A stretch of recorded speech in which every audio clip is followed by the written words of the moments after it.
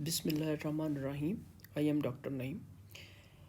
My today topic is breast categorization of breast according to its density. तो जैसा कि हमें पता है कि बायरैड में जब हमने रिपोर्टिंग करनी होती है ब्रेस्ट की, तो हमने ब्रेस्ट की कैटेगरी ज़रूर लिखनी होती है. ठीक है, शुरू में ब्रेस्ट की कैटेगरीज को बताना लाजमी है. तो अकॉर्डिंग टू डेंसिटी ब्रेस्ट की 4 टाइप्स हैं. 4 कैटेगरीज में ब्रेस्ट को डिवाइड किया है अकॉर्डिंग टू इट्स डेंसिटी. जैसे जैसे डेंसिटी बढ़ती जाएगी उसका ग्रेड भी बढ़ता जाएगा. जैसा कि टाइप ए जो है वो क्योंकि मुकम्मल तौर पे उसमें फ़ैट होती है तो वो इसलिए उसको ए में रखा गया है. डी जो है उसमें ना होने के बराबर फ़ैट होती है. मोस्ट ऑफ द जो टिश्यू होता है वो फाइब्रोग्लैंडुलर होता है, तो इसलिए उसका ग्रेड ज़्यादा है क्योंकि उसकी डेंसिटी ज़्यादा है फाइब्रोग्लैंडुलर टिश्यू ज़्यादा होने की वजह से, तो इसलिए उसका ग्रेड डी रखा है. ठीक है, तो क्लिनिकली इम्पोर्टेंस इसकी यही है कि जो ब्रेस्ट होती है ना, ये जो डी ब्रेस्ट होती है, डी टाइप ब्रेस्ट, उसमें डिजीज़ जो हैं, जो ट्यूमर हैं वो छुप जाते हैं अंदर. ठीक है, तो मेमोग्राफी का जो रोल है ना वहाँ पे पुअर हो जाता है. मेमोग्राफी जितना ब्रेस्ट डेंस होती जाएगी, मेमोग्राफी की रेजोल्यूशन ख़राब होती जाएगी, उतना ज़्यादा ट्यूमर जो मैसेज हैं उनके छुपने का चांस ज़्यादा हो जाता है. ठीक है, तो अब हम देखते हैं कि कौन कौन सी टाइप्स हैं. कंपोजिशन ए, कैटेगरी ए जिसे कहा है, फिर composition B, category B, C and D. आप इसमें गौर करें तो जैसे जैसे ग्रेड बढ़ता जाता है वैसे वैसे फाइब्रोग्लैंडुलर टिश्यू ज़्यादा आना शुरू हो जाता है. जैसा कि इसमें आपको मुकम्मल फ़ैट मिल रही है, इसमें थोड़ा सा ग्लैंडुलर टिश्यू, ये वाइट सा ग्लैंडुलर टिश्यू थोड़ा सा आ गया है. ठीक है, तो ये टाइप बी है. सी टाइप में देखें कि काफ़ी हद तक आपको ग्लैंडुलर टिश्यू मिलेगा. ठीक है, सी टाइप में. और डी टाइप में तो ये सारी की सारी ब्रेस्ट जो है, ये सारी की सारी मुकम्मल तौर पे इस ग्लैंडुलर टिश्यू ने इसको भर दिया है. ठीक है, फाइब्रोग्लैंडुलर टिश्यू. तो ये तो हो गई इसकी टाइप्स. ठीक है, अब इसकी ये मैंने डिफरेंट इसको कैटेगराइज कर दिया अकॉर्डिंग टू एज कि 20 ईयर के ऊपर जो ब्रेस्ट है वो एक्सट्रीमली डेंस होती है. 30 ईयर के ऊपर जो कि ब्रेस्ट होती है उसमें वो हेट्रोजेनिकली डेंस होती है. 40 ईयर में स्कैटर्ड एरियाज ऑफ फाइब्रोग्लैंडुलर टिश्यू मिलते हैं और 50 ईयर में फैटी होती है. 50 इज़ फैटी. ठीक है, ये तो हैं वर्ड्स. उसी लिहाज से फिर इसकी ABCD की ग्रेडिंग हो गई है कि जो एक्सट्रीम डेंस ब्रेस्ट है वो डी है, फिर C, फिर B, फिर A. ठीक है, अच्छा, अब ये जो वर्ड है ना इसको याद करना होता है. वो हमसे एग्जामिनर हमसे ABCD के अलावा भी पूछ सकता है कि A में क्या होता है. वो जो वर्ड्स हैं वो बताने या रिपोर्ट में लिखने ज़रूरी होते हैं. ठीक है, तो इसको ये किसी किताब में ये चीज़ें नहीं लिखी हुई, ये मैंने खुद से ये 20, 30, 40, 50 just for to retain it, to इसको जहन में रखने के लिए मैंने ये चीज़ बनाई है.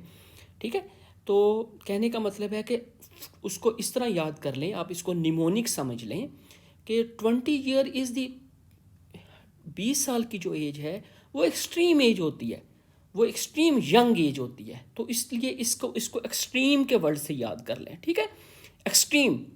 और जो 30 ईयर होती है क्योंकि उसमें हेट्रोजेनिसली डेंस ब्रेस्ट होती है तो वो जीनियस, जेनिकली वर्ड आता है ना इसमें, तो इसको जीनियस से याद करें. 30 ईयर में जाके जो परसेंट है वो मोस्ट जीनियस होता है 30 ईयर, क्योंकि दिमाग उसका काफ़ी काम कर रहा होता है 30 ईयर पे. 40 ईयर में वही जो उसका नॉलेज होता है, वो जो जीनियस बंदा उसका नॉलेज जो होता है वो स्कैटर्ड कर जाता है all over. All over the world, वो उसका नॉलेज स्प्रेड कर चुका होता है, स्कैटर्ड कर जाता है। और जो 50 है, 50 फैटी, ठीक है, 50 को फैटी से याद कर लें, 50 फैटी, जैसा कि मैंने इसमें फैटी का वर्ड किया है, ठीक है। ये तो हो गए वर्ड्स जो हमने लफ्ज़ याद करने हैं। लेकिन मैंने ये सोचा कि क्यों ना मैं कोई ऐसी चीज़ बनाऊं कि जिससे मैं डायरेक्ट इमेज को देखूं और उसको इमेज को देखते ही मेरे जहन में ABCD मैं उसको बता दूं। हाँ, अगर वो फिर वर्ड भी मैं फिर साथ में उसके बोल सकता हूँ। जब मैंने उसकी टाइप बोल दी कि ये टाइप A है, टाइप B है, तो साथ में मुझे मेरे फ़ौरन जहन में आएगा कि 30 ईयर में मैंने जीनियस का वर्ड याद किया हुआ है, 40 ईयर में मैंने स्कैटर्ड का वर्ड याद किया हुआ है, 50 फैटी से याद किया है, और जो ए है, ए जिसको मैंने 20 ईयर है, वो एक्सट्रीम का वर्ड से मैंने याद किया हुआ है, ठीक है। तो वो वर्ड में साथ में लगा दूंगा उसके। तो अब आप देखते हैं, तो ये एक निमोनिक है जिसको मैंने ABCD, A for apple, B for bat wing, C for camel, D for dog, ठीक है। ये मैंने कुछ वर्ड निकाले हैं जो कि ABCD के लिहाज से उसको मैच करते हैं, और रिपोर्ट के अंदर ये जो पिक्चर है, मैंने अभी नेक्स्ट जो ये वाली जो पिक्चर है, इसके अंदर मैंने ये वर्ड्स लगाए हैं। तो ये अब गौर से देखें इस पॉइंट की तरफ कि आप गौर करें कि ये वाला जो पॉइंट है ना, ये वाला जो एरिया है जिसको मैं ये मार्क कर रहा हूँ, ये वाला, ये आपको रेडियोलूसेंट एक एरिया मिल रहा है, ये वाला। और रेडियोलूसेंट एरिया के दोनों साइड पे आपको वाइट एरिया मिल रहा है, ठीक है। ये एक बारीक तंग सी पट्टी है जो कि आपको स्किन एक तरफ स्किन है और दूसरी तरफ ग्लैंडुलर टिश्यू है, उसके बीच में आपको मिल रही है। और आप देखें कि किस तरह इसने जो डॉग लिखा हुआ है इसको कंप्रेस किया हुआ है। अगर आप पोस्टीरियर एस्पेक्ट के ऊपर देख लें पीछे, तो यही एक रेडियोलूसेंट लाइन है जिसको तंग किया हुआ है, ठीक है, पीछे वाले टिश्यू ने भी और आगे वाले टिश्यू ने भी। तो कहने का मतलब है कि ऑल ओवर द ब्रेस्ट जो है ना, ये रेडियोलूसेंट एक लाइन है, पट्टी है, ठीक है। लेकिन इसके मुकाबले में ये वाली जो पट्टी है ना, ये वाली, ये काफ़ी खुली है, जिसको मैंने कैमल से, C फॉर कैमल से इसको याद किया, क्योंकि कैमल को ज़्यादा जगह की ज़रूरत होती है। Camel is a big animal than dog, ठीक है। और अगर आप पोस्टीरियर भी, अगर आप इधर भी देख लें तो यहाँ पे भी स्पेस ज़्यादा है, ठीक है। तो इस रेडियोलूसेंट एरिया को आपने मेनली, इस रेडियोलूसेंट एरिया को जहन में रखना है। यही रेडियोलूसेंट एरिया आपको बताएगा कि ये ब्रेस्ट की टाइप कौन सी है, ठीक है। फिर आप ये बैटविंग B टाइप में आ जाएं। इसमें आप देखें कि आपको यहाँ पे भी एक वाइडेंड रेडियोलूसेंट जोन मिल रहा है, लेकिन यूं ही आप पोस्टीरियर साइड के ऊपर जाते हैं, ये रेडियोलूसेंट जोन गायब हो जाता है। आपको कहीं भी रेडियोलूसेंट जोन अब नहीं मिल रहा पोस्टीरियर एस्पेक्ट के ऊपर, ठीक है। तो इसका मतलब है कि ये जो फाइब्रोग्लैंडुलर ये जो टिश्यू आया है, ये बिल्कुल एक बैट विंग का एक विंग है, ठीक है, जो हल्का सा इधर शो तो हुआ और उसने इधर एक हल्की सी रेडियोलूसेंट एरिया भी बना लिया इस साइड पे, लेकिन पोस्टीरियरली वो पहुंच नहीं सका, ठीक है ना। तो ये इसको बैट विंग के जो विंग है उससे आप याद कर लें कि ये वाइटस हल्का सा एक विंग है, लेकिन इस विंग ने थोड़ी सी इधर रेडियोलूसेंट लाइन बनाई, लेकिन पोस्टीरियरली रेडियोलूसेंट विंग, जो रेडियोलूसेंट एरिया, वो जो पट्टी है वो बन ही नहीं पाई, क्योंकि वहाँ यहाँ पे कोई फाइब्रोग्लैंडुलर टिश्यू नहीं आया। और जो एप्पल है, A फॉर एप्पल, उसमें आपको कहीं भी कोई रेडियोलूसेंट को पट्टी मिल ही नहीं रही, ना आगे की तरफ ना पीछे की तरफ, ठीक है। तो ये सारे का सारा ये एप्पल पड़ा हुआ है, यहाँ पे कोई पट्टी नहीं पड़ी। A for apple, B for batwing, batwing में आपको इधर तो आगे की तरफ तो थोड़ी सी पट्टी मिलेगी, लेकिन पीछे कोई पट्टी नहीं मिल रही, ठीक है। C फॉर कैमल, कैमल में आपको एंटीरियर भी और पोस्टीरियर भी, ये देखिए आपको पट्टी मिल रही है, ये वाला जो रेडियोलूसेंट एरिया, ये वाला, ठीक है। लेकिन ये पट्टी जो है वो D टाइप से खुली है, वाइडेंड है, वाइडेंड एरिया है ये वाला जिस पे कैमल लिखा हुआ है, ये radiolucent area as compared to D it's more widened, ठीक है। तो होम टेकिंग, अब इसमें पॉइंट यही है कि यूं ही ये बेसिकली एक मैंने आपको ट्रिक बताया, ठीक है। ट्रिक है बताया, इसमें कोई ऐसे कोई समझने की और इसमें कोई ऐसी कोई कंसेप्चुअल कोई बात नहीं है, जस्ट ये थोड़ा ट्रिक भी जहन में होने चाहिए हमारे, क्योंकि हमने चीज़ को फौरी तौर पे बोलना है, एग्जाम में भी और रिपोर्ट में भी ये चीज़ें लिखनी है, ठीक है। अब आप इस इमेज के ऊपर देख लें दोबारा से, तो मैं जैसा कि इसमें अब शो की इसको गौर से देख लें, जो चीज़ें मैंने बताई हैं इसको दोबारा से एक दफ़ा देख लेते हैं कि एक तो जस्ट इमेज के ऊपर एप्पल, बैटविंग, कैमल, डॉग करके हम देख सकते हैं फौरी तौर पे। जो ही इमेज सामने आएगा तो मेरा क्या थॉट प्रोसेस होगा, मेरा ये होगा ये जो रेडियो लूसेंट एरिया आ रहा है ये वाला, यहाँ पे ब्रीक सी एक पट्टी है, लेकिन ये वाला जो और पीछे भी पट्टी है, पीछे भी एक रेडियो लूसेंट एरिया, इसका मतलब दोनों साइड पे रेडियो लूसेंट एरिया, लेकिन very very tight, very tight, very tight. But in image see you can see there is a widened radiolucent पट्टी, ये देखें ज़्यादा एरिया है जो कि सी फॉर कैमल, और पीछे भी ये मौजूद है रेडियोलूसेंट की एक लाइन, ठीक है। अब आप बी के ऊपर देख लें तो वो आपको ये वाला जो एरिया है, ये एक पीछे लाइन है, ये आगे स्किन की लाइन है, इसमें एक एरिया मिल रहा है, लेकिन पीछे आपको कोई एरिया नहीं मिल रहा, यहाँ पे आपको कोई रेडियोलूसेंट एरिया नहीं मिल रहा जिसको दो हाइपर डेंस चीज़ें डिवाइड बना रही हों, ठीक है। तो ये फिर बैटविंग का जो ये वाला जो है ना, ये एक ही इसका आप कह लेंगे ये एक पर है, विंग है जो कि ठीक है, जो सिर्फ आगे आगे है लेकिन पीछे की तरफ नहीं गया। और इसमें जो टोटली फैट है उसमें आपको कहीं भी कोई आपको फाइब्रोग्लैंडुलर टिश्यू नहीं मिल रहा। इसको जस्ट आप एप्पल से, इसको जस्ट फॉर एप्पल से याद कर लें, इसको बैटविंग बी से, ये सी टाइप है, सी फॉर कैमल से, कैमल के लिए ज़्यादा स्पेस होती है ना यहाँ पे रिक्वायर, ये वाली एरिया ज़्यादा रिक्वायर होता है कैमल के लिए, ये जो पट्टी डेंस रेडियोलूसेंट बन रही है। तो डी फॉर डॉग, क्योंकि dog is smaller size than camel, तो डॉग के लिए इधर वेरी टाइट एक रेडियोलूसेंट एरिया होगा, ठीक है। तो इसलिए कंपोजिशन डी होगी। तो अब अगर फ़र्ज़ करें मेरे सामने कोई इमेज आता है, तो इन्हीं में से कोई इमेज मेरे लगता है, तो मैं इसको बड़ी आसानी से देख सकता हूँ।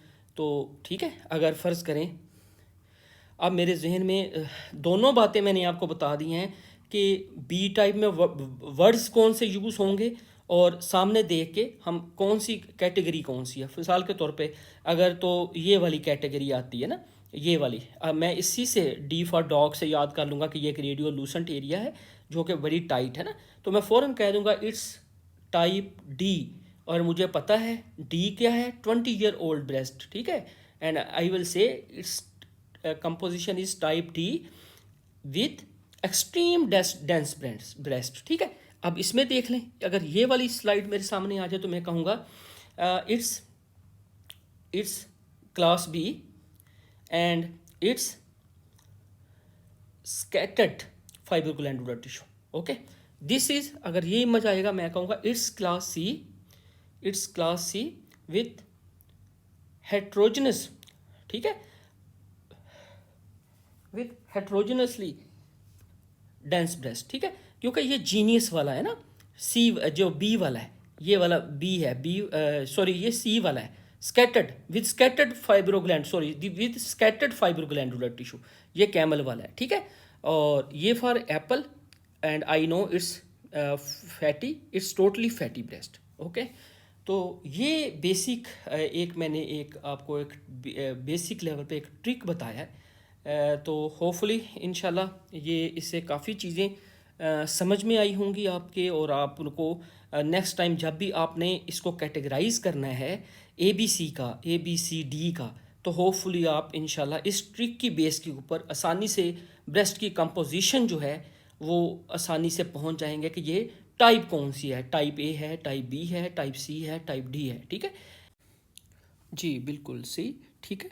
अब आप देखें कि इसको अब बोल लेते हैं ना, एक एक करके मैं इसको फॉर एग्ज़ाम्पल हम इसको बोल लेते हैं कि फ़र्ज़ करें कि अगर ये वाली ब्रेस्ट आती है मेरे सामने, ये वाली, तो मैं सबसे पहले इसको लास्ट वाली डी वाली, तो मैं आइडेंटिफाई करूँगा कि इसमें एक टाइट सा रेडियोलूसेंट एरिया है जिसके दोनों साइड्स पे एक साइड पे फाइब्रोग्लैंडुलर टिश्यू बहुत ज़्यादा है जिसने उसको टाइट कर दिया, ठीक है। तो ये टाइप डी है। तो आई नो कि टाइप डी जो है वो एक्सट्रीम डेंस ब्रेस्ट होती है, एक पॉइंट और मैं इसमें ऐड करूँगा कि जो ए बी सी डी है ना, ये उल्टा है। ये आपने बी से ए नहीं लिखना कि 20 ईयर वाले को ए बना दें फिर बी, नहीं, ये उलट बोलना है, ठीक है। 50 वाले को ए बनाना है, ग्रेडिंग आपने उल्टी शुरू करनी है, ठीक है। कि ये वाली देखें, ये 50 ईयर है, 50 ईयर की फैटी ब्रेस्ट है, और बिल्कुल जिसको मैंने एप्पल इधर लिखा, एप्पल, और ये बिल्कुल जो है ना, इसमें कोई फाइब्रोग्लैंडुलर टिश्यू नहीं है, और इसको ए, फिर बी जो है वो 40 ईयर के ऊपर है, जिसमें स्कैटर्ड कर गया है नॉलेज। तो ये हेट्रोजेनिकली ये डेंस ब्रेस्ट है, ये स्कैटर्ड है, ठीक है। स्कैटर्ड जो है वो सी टाइप है, ठीक है। तो आई विल, इसको मैं ऐसे बोलूँगा टाइप सी वाली को। पहले तो मैंने इसे समझना है ना कि ये टाइप सी क्यों है, क्योंकि वही जो कैमल जिसमें दोनों साइड्स पे, जिसमें एक साइड पे डेंस ब्रेस्ट है लेकिन यहाँ पे कुछ स्पेस अभी बची हुई है, क्योंकि ये एक्सट्रीम डेंस नहीं है, इसके पास अभी थोड़ी बहुत स्पेस बाकी है।